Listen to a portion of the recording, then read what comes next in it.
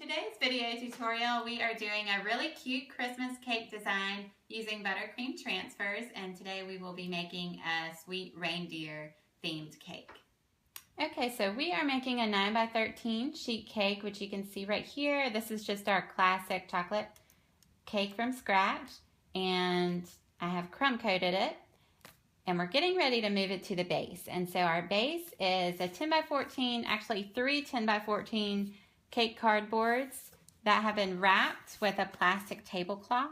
We just stretch it as tight as we can, and then you can see all the staples. So there's lots of different ways you could go about creating your base, but this is what we normally do just because it's so quick and easy. And I'm just going to pick it up. I've just spread a little buttercream so that it will stay in place. And I'm going to do the rest of my decorating on our final cake base. Okay, so next I'm going to frost the top of our crumb-coated cake with vanilla buttercream tinted mint green. This is Americolor mint green. And this is just a basic crusting buttercream recipe. Okay, so the more butter that you have in your frosting recipe, the more quickly the buttercream transfer will become firm. And so that's important to keep in mind when you're picking out your frosting. So after frosting this green, I let it set for about 5 minutes until the frosting crusted. And now I'm going back over with a Viva brand paper towel, and we use that because it doesn't have any impressions on it. And I'm using a fondant smoother, but if you don't have one, you could also just do it by hand. I'm smoothing over all of the imperfections in the frosting until we have a nice smooth finish. Okay, now I'm quickly going to go around the edges with my 2D piping tip. This is just our vanilla buttercream, and this is just a really quick piped effect around the sides. So it'll give us a nice little ridged effect.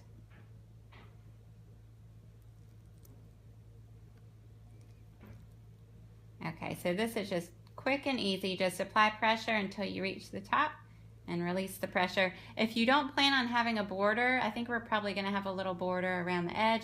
If you're not, you can bring it up even higher to finish it off. Okay, so we'll meet back in just a few minutes. Here are the templates that we're using for our design. We have our reindeer and some holly leaves, and I've just placed these on a cookie sheet. I taped the template down, and then I taped a sheet of wax paper on top of it. And so the very first step that we're going to do are the little details like the eyes, nose, and mouth. We're going to do that with our piping tip 4, and I have just some buttercream tinted with black, super black. And so let me just pipe these really quick.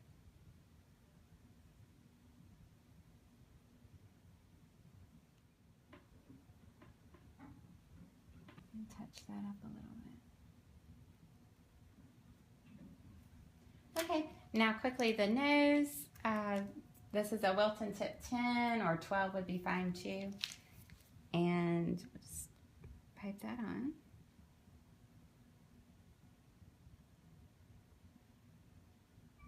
Okay, and I'm just going to freeze this until everything firms up, because if we were to go ahead and layer on our brown, everything would get all mushed together and distorted. Our buttercream is nice and firm now. It's very hard when I touch it, and it was in the freezer probably for about 15 minutes or 20. And now I'm just going to outline and then fill in with my brown buttercream. So this piping tip is fitted with a tip 12. And we're actually just gonna make sort of a thick layer of brown that's gonna cover everything that we've done so far. And the antlers are gonna be a shade darker brown, so I'm gonna fill those in just a second. So let's just quickly, I wanna quickly pipe over these chilled details just because I don't want it to start thawing. And I'm just gonna gently work everything in with my spatula.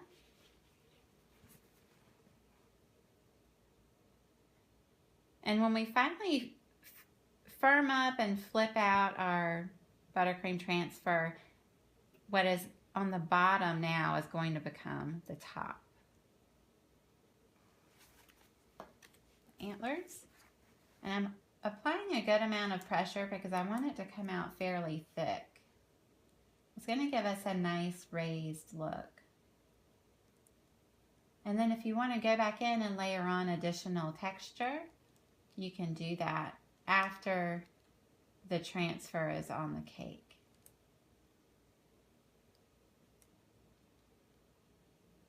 Okay, so ideally you want everything to be about the same amount of thickness so it will lay properly when you flip it out. Okay, so everything is filled in at this point, and now we're gonna put this in the freezer for probably about 30 minutes or so. Okay, so our buttercream transfer froze for about 45 minutes, and now I'm just gonna pick it up and carefully place it onto the cake. You can see I cut my wax paper. Ooh, so it'd be a little bit easier to hold.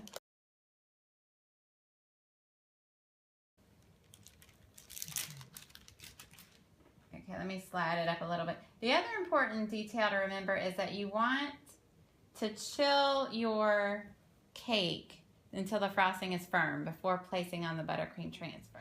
Now you can go back in and correct some of these lines that we have in our frosting with a heated spatula, but this is just a room temperature spatula, and it's doing a good job because the frosting is so cold. You can just scrape over it and kind of blend everything together. If I had used a softer consistency of buttercream for my fill-in frosting, I probably wouldn't have quite so many lines. Okay, so I'm just gonna kind of smooth everything out, and we'll meet back in just a few minutes. I'm just making impressions in the ears, just really gently. The ears are still chilled, and this just gives us a little bit of detail.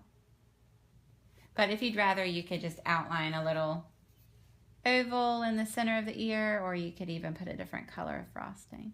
I'm also just taking a little round piping tip number 2, and we'll just add a little white dot to the eye.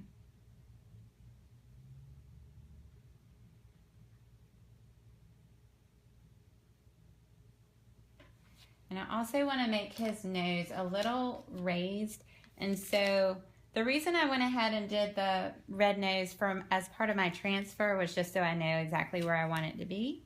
But it's nice to be able to go back and just trace over the transfer with a little bit more dimension.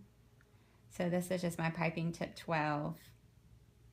We'll just raise it up, and then once it crusts, I can kind of smooth it down a little bit. Okay, now I've allowed the buttercream nose to crust. I'm just gently going over it with a little piece of paper towel to smooth it out. That's totally optional too. You don't have to do this big old raised nose if you don't want to. I just thought it would be nice to have a little dimension. Okay, so now I'm gonna do a quick little scarf. You can do it however you'd like to, but I'm using a Wilton tip 10, or a 12 is fine too. And I'm just gonna do strands of red. So about the length of what we want the scarf to be. Okay, we'll do it 4 wide. And then I'll come over the top.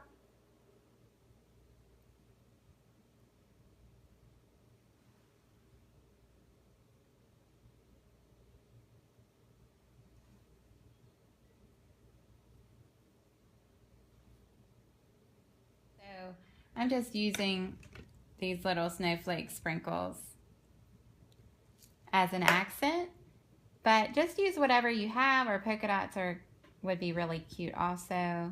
Okay, so I'm gonna pipe some holly leaves right here, partially on his antler.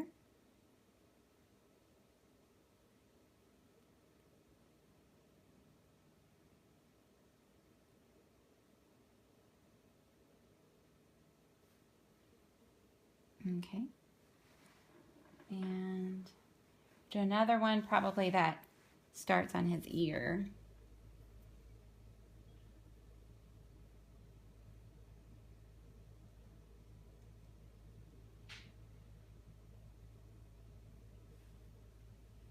Okay, and then I'm gonna pipe on my berries with a Wilton Tip 3.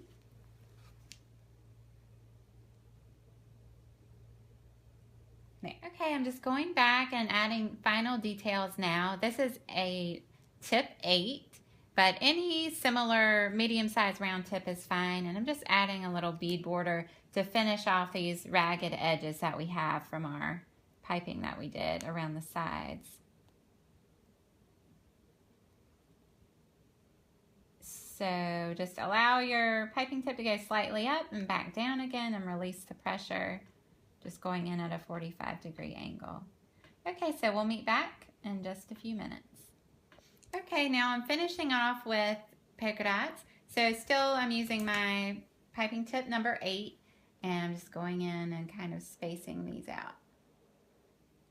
And a lot of mine have points, so what I'd like to do is just once the buttercream is crusted, I just go back and tap them down with a little paintbrush.